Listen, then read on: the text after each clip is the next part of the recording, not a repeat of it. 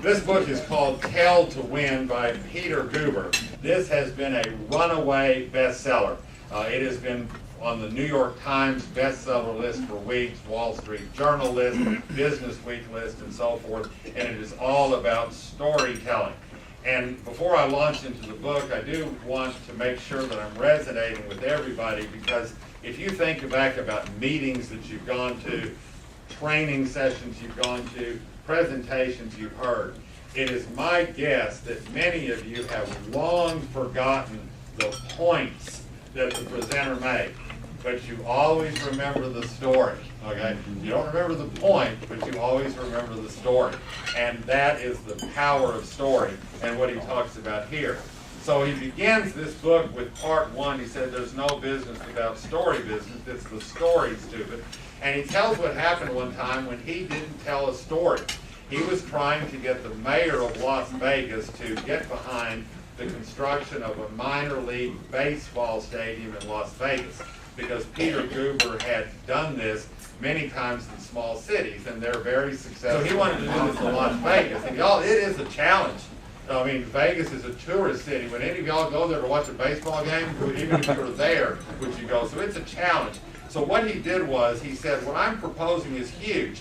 In the years since our stadium opened in Dayton, we've sold out every single game. That's an unprecedented phenomenon, and we intend to surpass it here.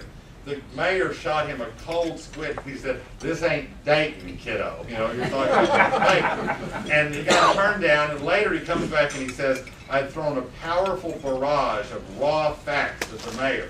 Data, statistics, records, forecasts, but I didn't organize them in any way to engage his emotions. No wonder he hadn't swung at my offering. And so in the second chapter of this book, he talks about story, how to build a story. And there's three major elements, he says, that listeners instinctively expect. So as you tell a story, you do these three things. You have an unexpected challenge, you have a struggle, and then you have a resolution.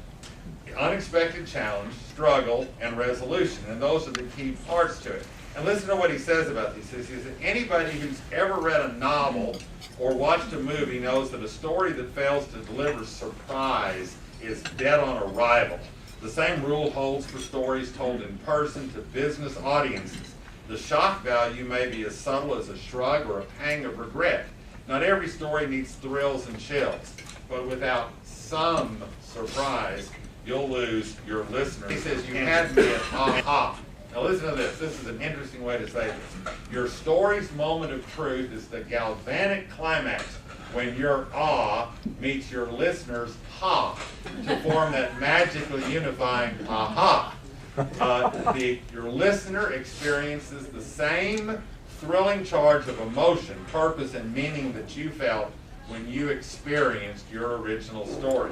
Your call to action hits home with a resounding, I've got it. And then the last thing on your outline is a box about the never-ending story. And he says this is really where you know you've got one, when other people start telling your story. And that's the story that perpetuates. You've really got something. That's kind of the model for it. But I hope you enjoyed the synopsis of Tell to Win by Peter Guber. It's really quite a book. Whoever wins this will really enjoy it. Thank you very much.